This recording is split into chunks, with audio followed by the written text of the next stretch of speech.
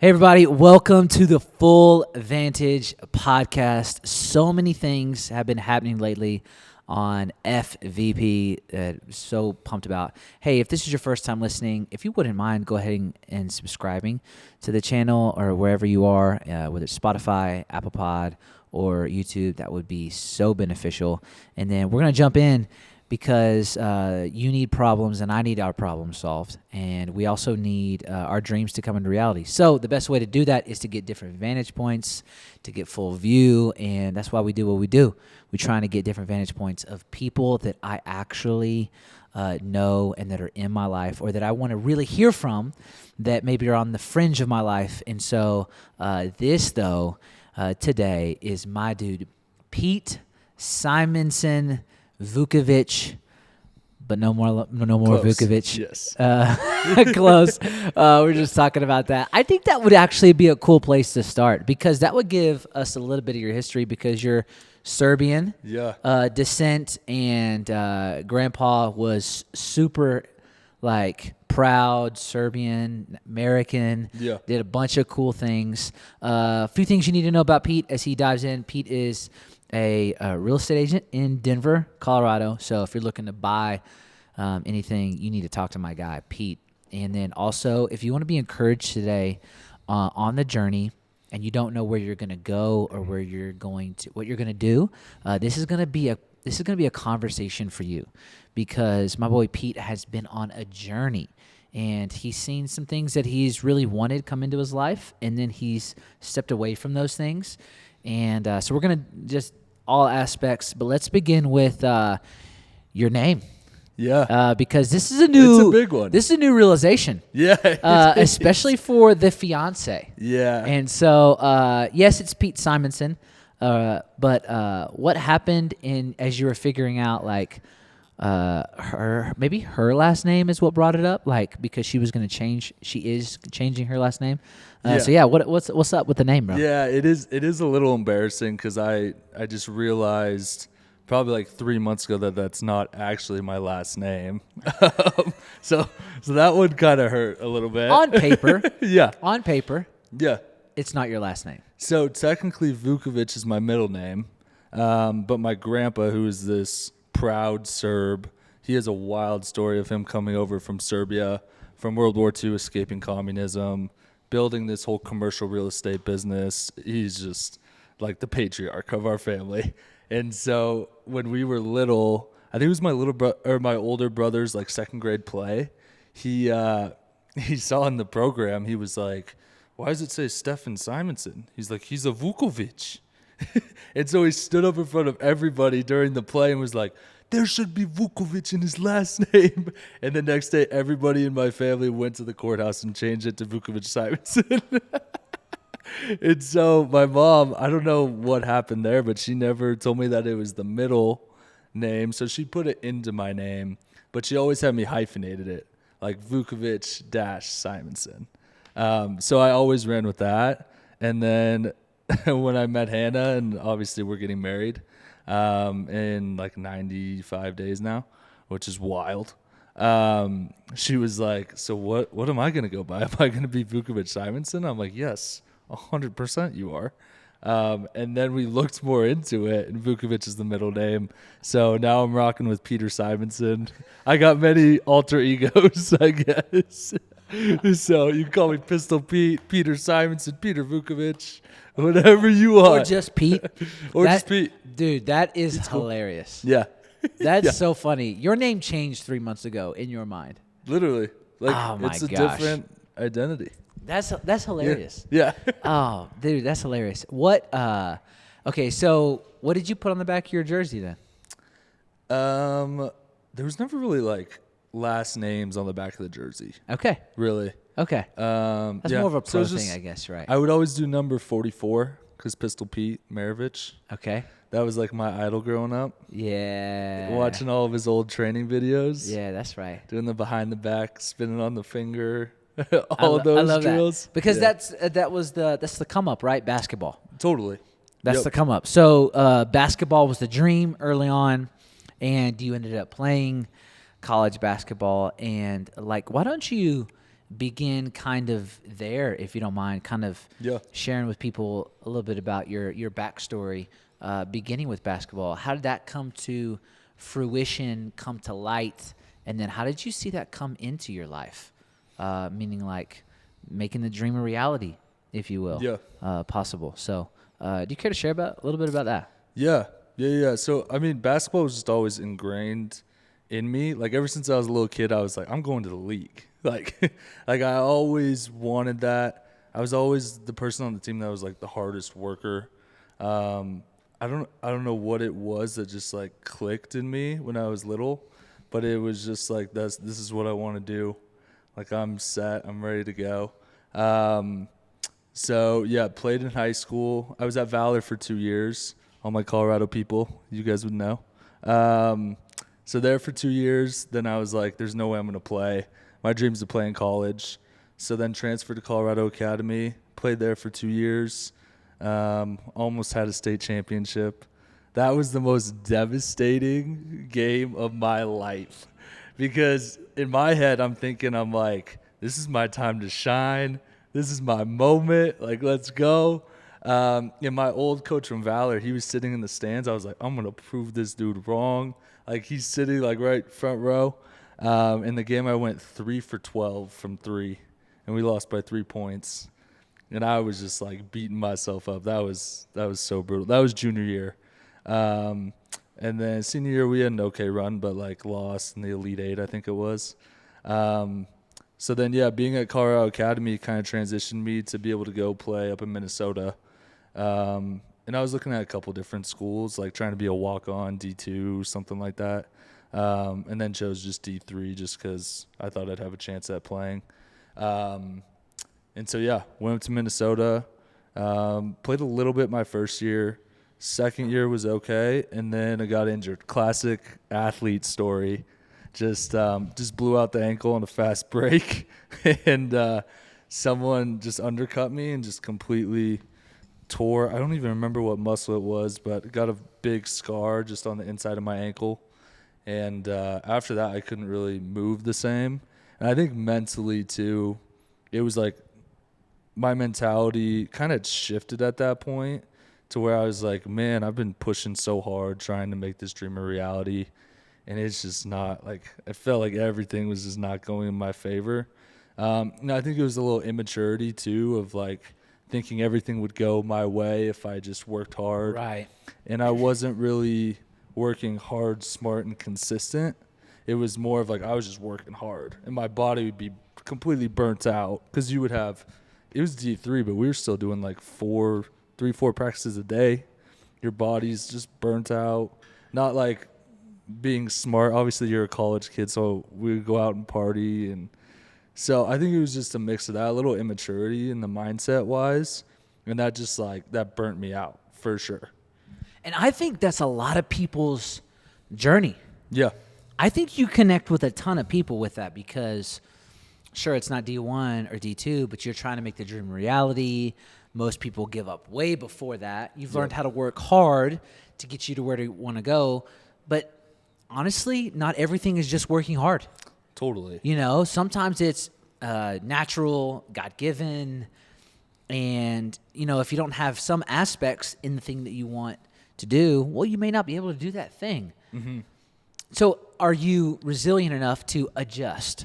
Definitely. You know, and do you have the right people around you to help you adjust? That's huge. Because what you do in life doesn't always determine who you are. Like, you're more than what you do. Like, that's not everything for you. And so, man, I just love that because you went as hard as you could. You've learned how to be an athlete by working hard. Well, can you take similar aspects and can we overlay that on other parts? Because life is more than what I do. Mm-hmm. It's also about who I become. And that piece of your character was instilled based off of a thing that you were going to do, but now you can maybe adjust it. So talk about, like, maybe even that depressed, sad state that you had, and what helps you transition to that next phase. Yeah. Because, you know, as we've talked, that's a big part of your journey, is that, like, what do I do from here? Where do I go? Yep. The dream's gone.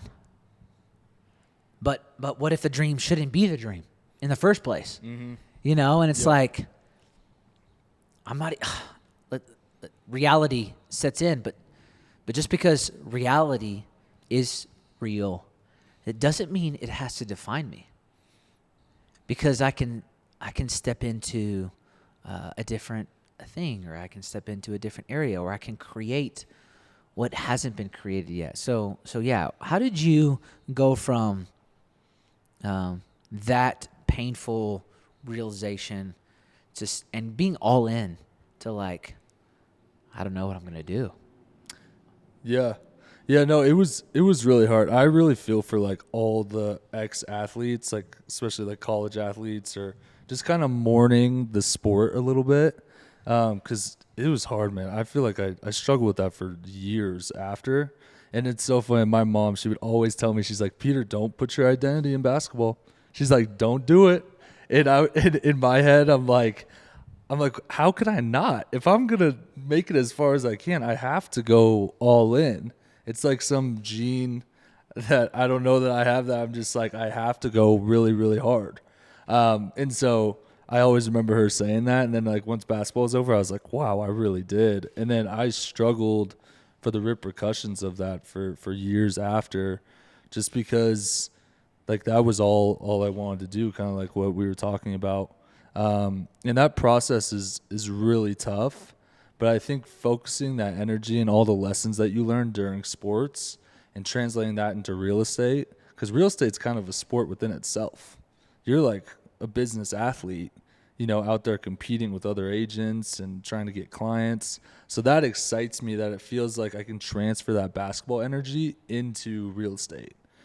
Yeah. And and how I would even think about it is sports are games. Yep. That's why we call it playing a game.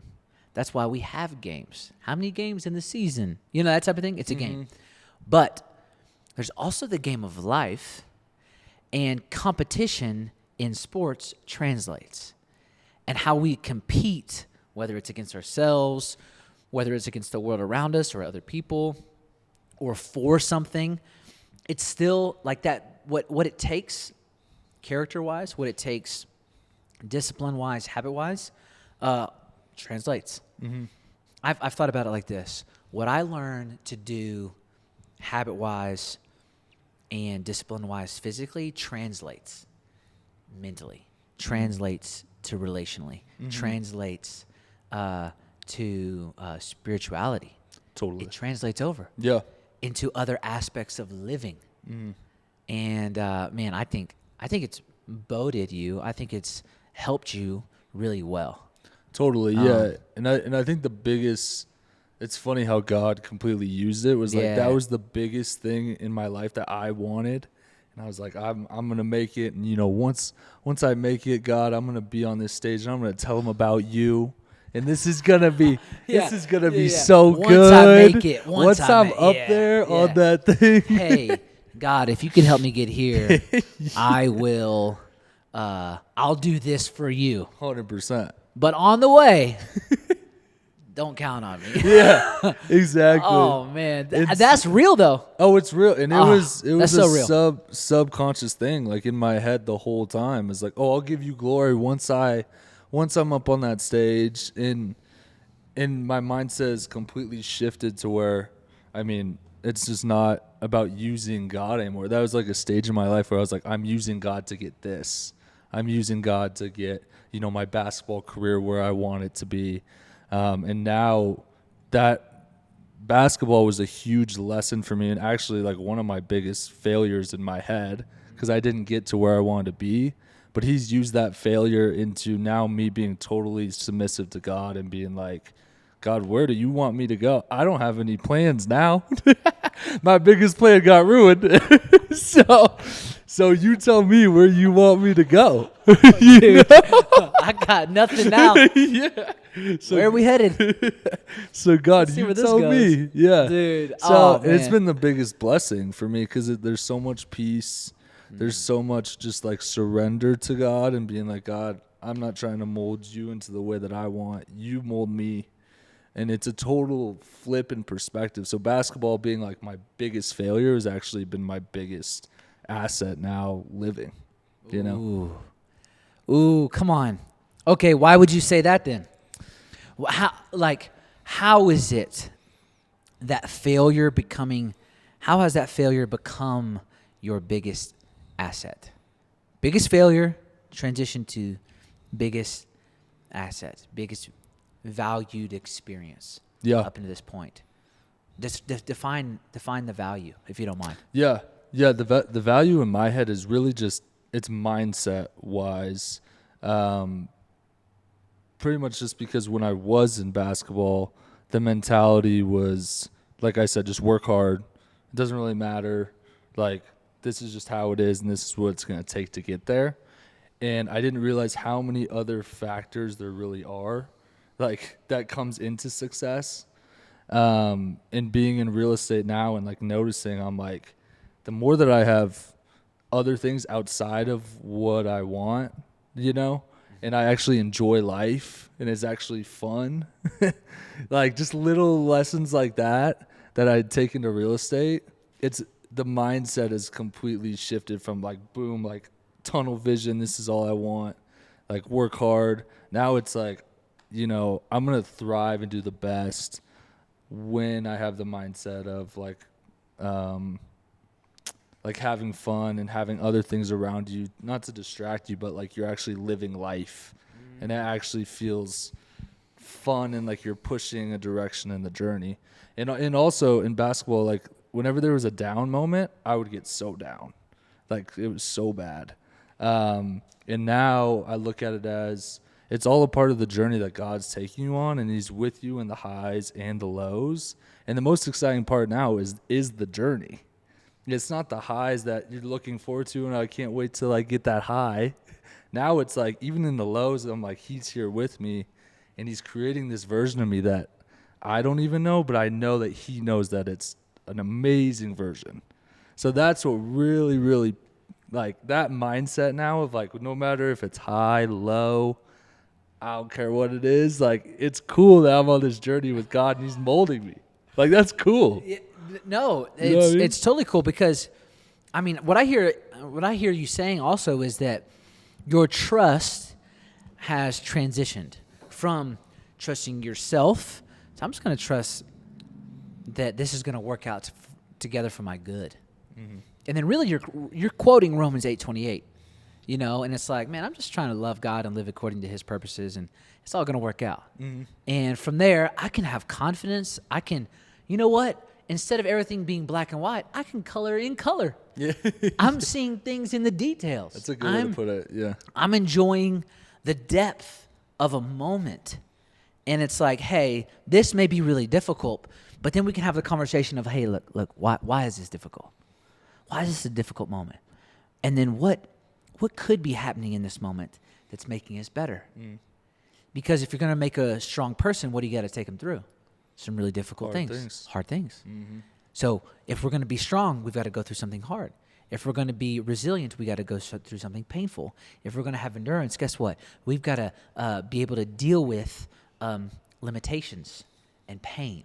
And it's like, oh, see, now we're stepping into how to create a human that has aspects. And so that has true character that's been formed. Because that's what I hear you saying is like, man, I just like the journey because I'm becoming what I never thought I could be. Mm-hmm. And if this is what it takes, great. Yeah. You know how it takes that? Well, because there's no one else like you. That's why it takes something unique. Yeah. You know, if you did have everything that you wanted, guess what? It probably wouldn't help you where you are. Yeah. It's like, I think Alex Hormozy has the quote. He's like, if you put someone in a video game and you want them to be like the toughest, baddest mother effer you can think of, what would you put them through? Would you make them have like a beautiful house and a beautiful life and go through nothing and just like, you know, or would you put them through hard stuff to make them, you know, really, really good dude? Like, I mean, a bad mother effer in this case. No. But, you know, like you would put them through hard What you're saying is strong. Stuff. Yeah, yeah. If you want them to be strong. Yeah. You would put something You would put people through difficult things, Mm-hmm. and they would accomplish. Or they wouldn't, and they would learn what it takes to accomplish. Yeah. More training, more studying. I just think overall, it just takes more than we think it does. Mm-hmm. Whatever it is. Yeah. It just takes more effort and energy and trial and time to accomplish the dream than you think it does. Mm-hmm. And one of the best ways to do that is to surround yourself with people that have accomplished it so that you can understand what it takes. What does it take? Now, what did it take for you to go from the downfall to the real estate? And how did that come into fruition, into your life, into reality? Because you've been doing it for years now. And like we've talked about, those first 3 or 4, you did not look up. You didn't look up.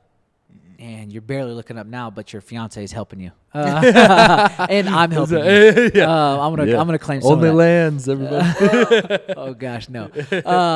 And then also like that's led you to a passion of yours that is really come into life that I don't think you were expecting it. Totally. You weren't expecting this, and it's totally changed the landscape of what you want to do and what you want to be about and what you want to be known for, which I think is what everyone needs to hear, is like the dream died. The original one did. But something else better was born out of that, and you couldn't see it until you were able to become this new version of yourself and get your eyes up. Okay, so Yeah. take us to that transition, because Totally. that's a huge thing. Yeah. So, I grew up in a real estate family. So we have a commercial business. We do mobile home parks.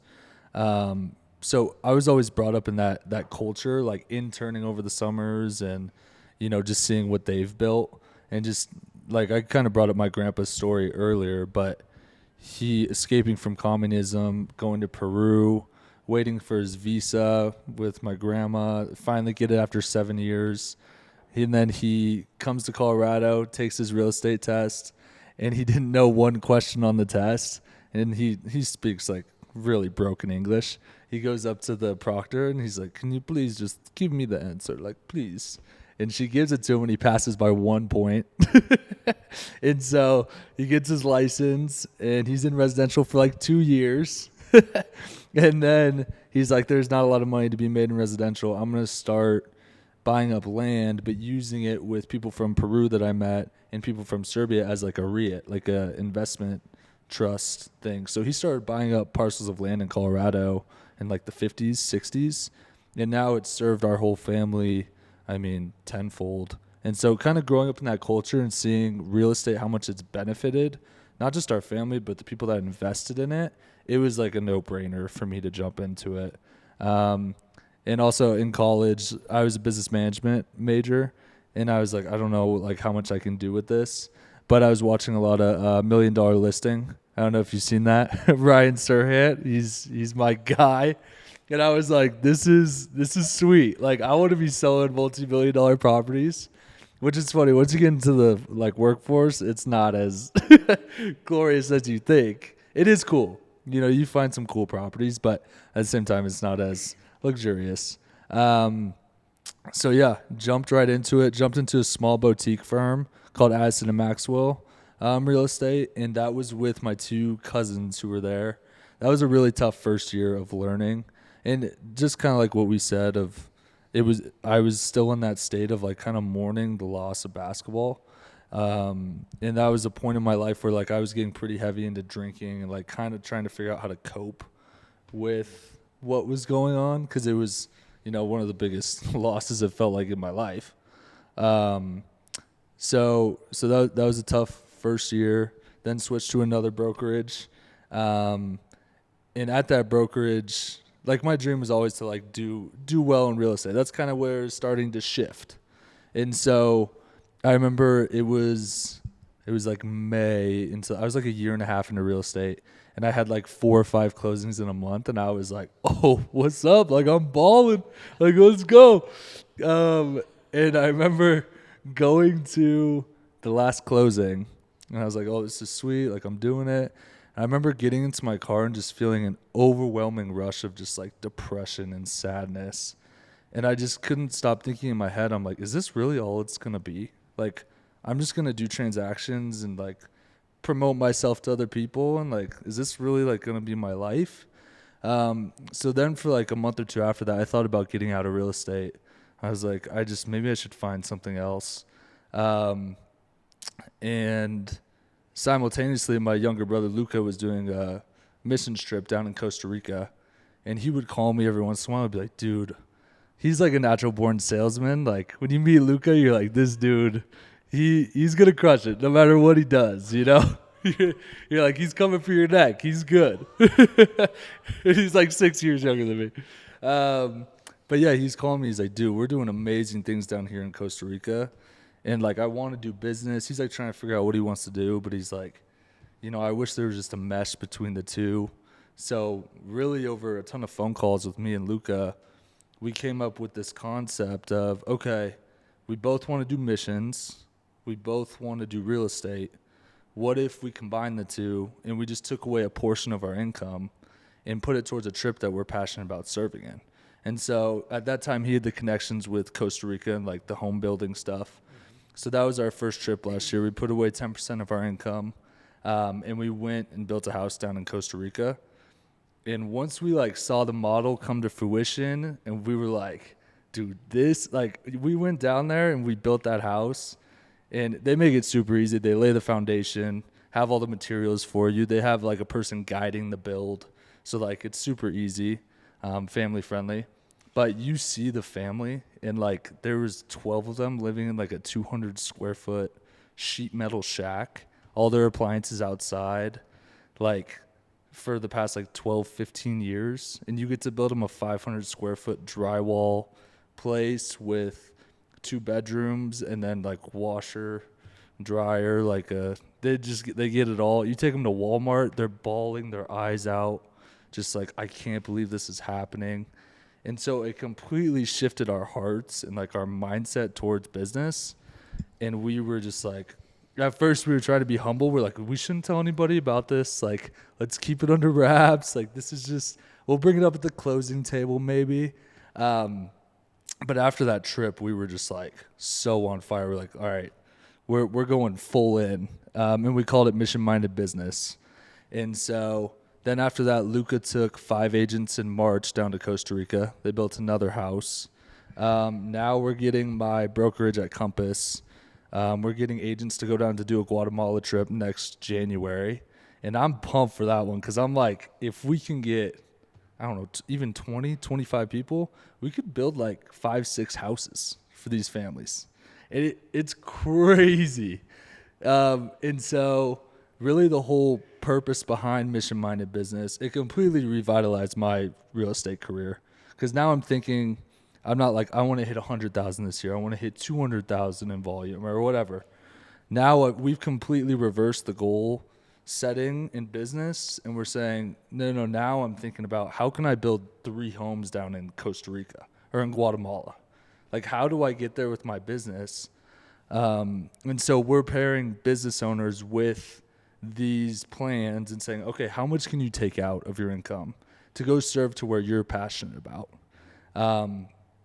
And so it's been a huge thing, even just for your business, because you have a bigger purpose than, just selling real estate now. Now you're like, no, I'm making an impact across the world. It's amazing that I get to help homeowners achieve home ownership, and like there's a ton of freedom that comes with that, and that's amazing. I love that.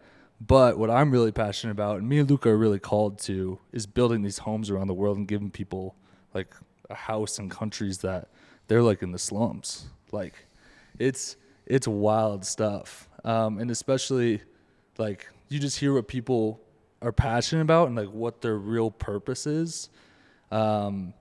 And like just imagine you meet a business owner who like sells like empanadas. And you're like, and he's like, yeah, thank you so much for supporting my business. Like, this is a family thing. And I've been doing it for a long time, and I love selling empanadas. But like, what I'm really passionate about is like fighting human trafficking in Vietnam. And so you guys buying these empanadas is helping me go on a trip for 2 weeks. And last year I saved 10 kids. This year my goal is to save 25. So like, thank you. I go down and fight those mother effers like every day, like for 2 weeks out of the year. Like, bro, if I meet that guy from the empanada shop, I'm like, I'm coming to his shop every day. You know what I mean? I do. Yeah. It's something way bigger than just your business and what you're selling. You have like a true purpose, and from a biblical perspective, you're storing up your treasures in heaven, and having that mindset when it comes to business now, and especially in real estate. It's such an ego-driven business, and it's very hard to stay humble because like you get a big sale, like, it's hard to keep it cool.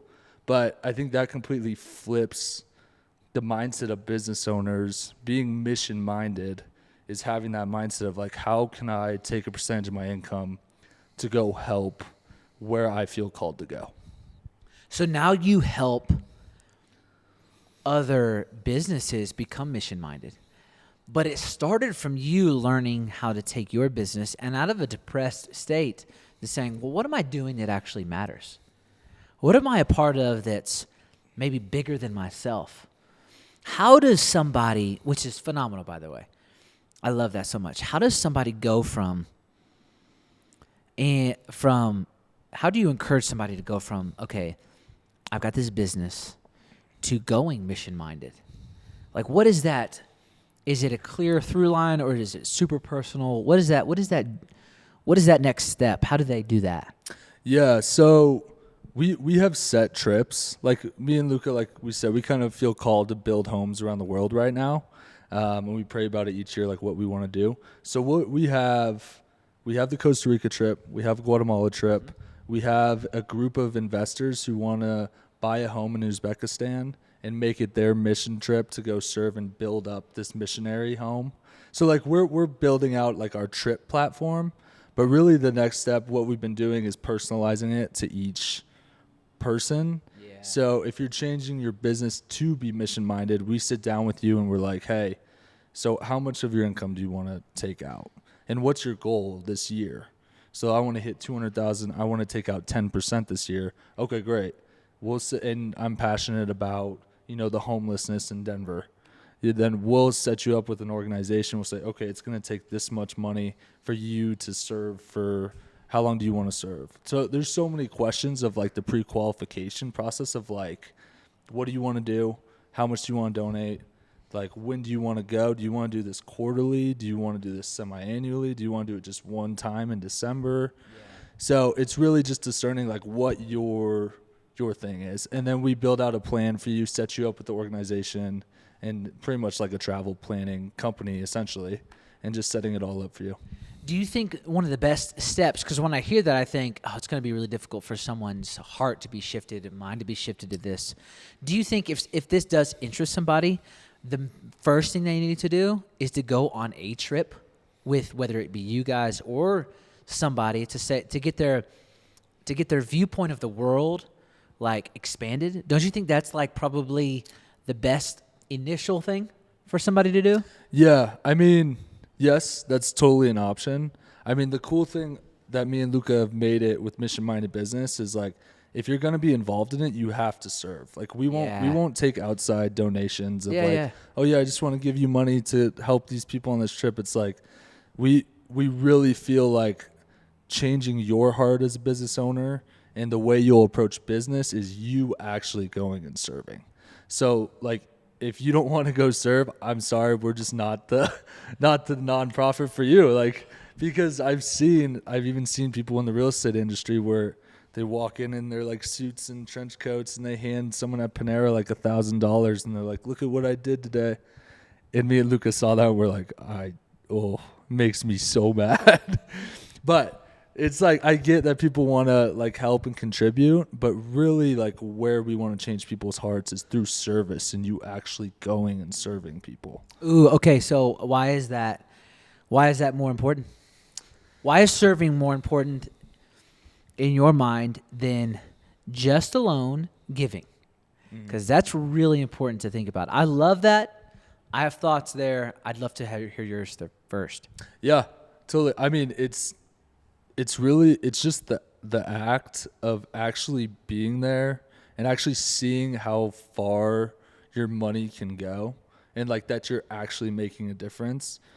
It's spending the time, like when we went down to Costa Rica and I got to see that family, and I thought back to like all the transactions that were just nightmares, and I was like struggling that year. I was like, geez, like this like situation's tough and this is hard, and you think back to all that, but then you're like, holy crap, this family benefited so much from it, and you get to actually meet them and hear their stories and just see like what they're going through around the world. It just completely changes your perspective. Instead of getting on a platform and donating, a certain amount of money, it's a very quick thing, and I get people's hearts are like, in the right place when they do it. But like we're doing this nonprofit to change people's lives and to change the business industry of goal setting, and just being in business and having a heart towards, I'm trying to make the world a better place. And so you can't do that if you're just sending in a donation, for 5 minutes online. You have to go there and serve. And that's why we gear it towards people who, it's like, what are you passionate about? It's not like we just have these set trips, which I think makes it easy for people. But it's like, what are you called to? It could be something in your past that, like, you have a family who's dealt with addiction, and you're like, I just really want to help, people with addiction in Detroit. And like, that's like what you're called to. So we're making it really specific for them so that they do want to go and serve. Yeah, and man, like, okay, so I love that because you're trying to see life change on both sides of the transaction or the giving, both sides. And it's easier to give money than it is time, because time is really valuable, and you can't get time back. But guess what? You can get more money. And so if you're going to spend it, it better be well worth it to you. And that's what's really going to change our lives. And in totality, I think serving, it's a lost art, and a lot of times we expect others to do that instead of ourselves, which also brings a lot of humility. And man, I love that. How have you seen it? What's the most important thing that people miss in your point of view when it comes to serving? Like, just serving wherever they are. Like, what are they missing? Meaning, and maybe I'm that's not a good enough question. Maybe the better question is, what do they not see that they get from serving if they would just start from where they are? What's the thing behind the thing? Yeah. What's the value? Yeah. I mean, the biggest denominator when you are serving is purpose. Like, you feel like you're really walking into your purpose. I love what I think Ed Milet says it. Do you watch Ed Milet? I know who he is. Yeah. He's like, whenever you're feeling helpless, get helpful. And so whenever you're feeling like down and out, usually I wouldn't say it's like an ego thing, but it is a very like selfish thing of like, man, this stinks. This is bad. Like, I don't know what I'm doing, and I get in those ruts all the time. But when you go out and serve and you're thinking about others more than yourself, that's when I feel, just for me personally, like I'm truly walking into my purpose and like advancing the kingdom of God. Like, and it's not just something that's me driven or ego driven. It's like I'm really trying to help people, and that helps me get outside of myself and have a bigger perspective on my business, my fiance, my family, Luca, like everybody, and so that mindset shift, I think, is just the biggest thing, and the biggest advantage when you are serving is like you're truly walking into your purpose and getting outside of yourself. I think so many people are struggling with purpose and value, like even just finding it. So it sounds like, man, you're finding it and you're helping other people find it, which is amazing. And you're using business as your avenue. Where is this going? That's so exciting for me to think about because you've just started this thing. It's only been what, a few year years? and a half. Oh, okay, yeah. So you're a year and a half in. How many trips have you taken to build houses? We've done 2. Okay, so 2. Yep. Okay, and you're all in. Yep. Where do you see this going from here? Yeah, that's a crazy question, and it gets me and Luca so fired up, dude. I wish we had Luca here with us. Oh, dude. Luca would have loved it. Run through a wall right now. I told him, I was like, I'm getting on a podcast talking about Mission My Business. He's like, I'll let you have your time. I'll let you have your spotlight. You talk about it. Because he wanted to come on so bad. Oh, you should have told me. We could have brought it. We could have figured it out. We could have. That's okay. Next time. It's okay. Yeah, you'd love to talk to Luca. But the way we see it is we think it could be really big just because it does give people that purpose in business. And we've just met a ton of people that hope is kind of lost. And so we see ourselves as building out a ton of specific plans for different business owners and having them go on these trips. But also, this is also a great thing for like PR for their business. That's kind of an ancillary service that we provide where we're like, okay, you can go down to Guatemala and build, and we have a video guy down there, and we'll send you all the footage and you can push it out and just show, that you're doing good things for, the world. And especially with the mission-minded business logo, this is kind of crazy, but like we're thinking like, even if you're partner with organizations and you have these trips set up and they have a little MMB logo next to their logo, and it gets that brand recognition of like, oh, they're a mission-minded business, they're doing something, they're actually going and serving and helping people around the world. They're not just pushing their money somewhere. They're actually having their whole organization go and serve. I wonder how much change like they did and what country they went to because they're mission-minded business partners. And so that's where we see it going just on a bigger level where like that brand recognition of it is huge. We're taking it step by step and just kind of trying to figure out all the logistics. Also right now it's kind of on the honor system with like what you're taking out, because that gets tricky with the platform. And like we would love for it to be an auto draw, so like you signed up to take out 10% of your income this year, and so then we have it just pull from your paychecks so that you don't even have to think about it. We just update you on your progress of you're getting that much closer to your goal and your trip. So we still have to build out that platform too, but I think once we have those two things like kind of dialed in, that's kind of where we see it going. We see it being really big, I guess, is the question that I'm answering. Yeah. No. I think that's, man, I love that. That's phenomenal. And that's exciting.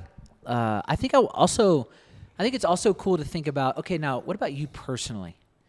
Where do you see yourself? Where do you want to be? Who do you want to be moving forward? Because you're about to get married, 90-ish days. Shout out to Hannah. Amazing that you guys are about to get married. So, like, where's Pete going? Yeah. Are we talking about, like, long-term? Man, I don't know. I'm interested because you've got a lot of vision for the business. I'm sure you've got some vision for your future wife and family, but like, what's something that maybe is unique to like what you're thinking about who you want to become as an individual? Yeah. I would say that, hold on, give me a second. No, you're good. I think maybe I could even say it like this. How do you want to grow? Yeah. That's How better. do you want to grow? Yeah. Because I need to ask it based off of who I know you to be. So how does Pete want to grow over the next year or two? What are you thinking? Yeah, I think I've had a lot of revelation on, and there's a guy at my brokerage. His name's Nate Force. Shout out Nate. He's a G, dude. Big Nate. Big Nate. Nate. Man. Nate Dog. Yeah. Nate Dog. Yeah, he taught a course. Nate Dog. he he taught this course thing at my brokerage with our whole team, and he was asking everybody, he's like, what's your why and me? Like, what's your purpose? And can you define your purpose in one word? He's like, it took me like 10, 12 years, and I'm still like trying to find it and mold it. So that really got my gears turning like crazy. I was like, what is my one word? And so when I think of myself in the future, I try not to think about it too much because I'm so focused on now and what I can do now with what I'm like given. But the one word that's really been sticking out to me lately, and I think I'm going to focus on for the whole year, maybe years after that, just because it's been so impactful, is growth. And I think growth is such an umbrella term. There's so many things that fit under it that makes it so profound to me, because to enable to have growth, you can't have ego. You have to be humble. Yep. Enable to grow, you have to be consistent. Enable to grow, you have to be patient. I mean, there's so many little things under growth. So Nate challenged us to like find that word. And so just thinking of that every day, like in every aspect of my life, spiritually, physically, mentally, how can I grow today? And just have that little incremental 1%, increase each day. And so I don't know where it'll lead. To be like, kind of like we said in the beginning, I was like, God, where you want to take me, I'm going to do the best I can today. But yeah, just taking it day by day and just having that mindset of growth and staying like present in what God has given you in that moment has been really huge for me. Cause I used to be a huge, like, try to look into the future and like make things happen. I think like that's kind of what we've talked about. And so, but that's where my mindset has shifted, just the day to day. How can I grow today? Yeah. And it also, there's a book that I just read, Stephen Furtick, obviously. It's called The New You. And so he does like a word play where it's not the new N-E-W-U, but the K-N-E-W-U. So it's the you that God knew in the womb is who you should try to become, instead of just the new you, the N-E-W. And that was super profound to me too, because I was like, that's what we should be doing every day, is trying to walk into the person that God knew in the womb, that God calls you to be. So like the question of like who I'm going to be in the future, I don't know. I'm just like focusing so hard on the present and trying to walk into what God says I am, and to grow.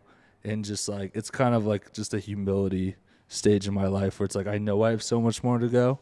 And it irks me that I feel like I'm only at like 5-10% of my potential. So yeah, it's just a point in my life where I'm like, I just want to grow and just get better. And I don't know where it's going to go, but wherever God takes me, I'm in for the ride. Dude, I absolutely love that. When I sit down with my grandfather, he's in his 80s. And he's still relevant. He's so relevant. He's so engaged. He's so dialed in. He's so helpful and thoughtful.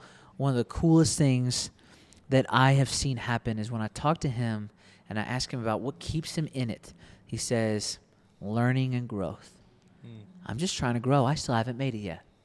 I'm still looking for what I need to do and be a part of this year. And man, what's exciting about growth is I think that's what keeps us, like you said, humble, and it keeps us in relationship. It keeps us in right relationship and right standing, because we're not bigger than the others that are in our life.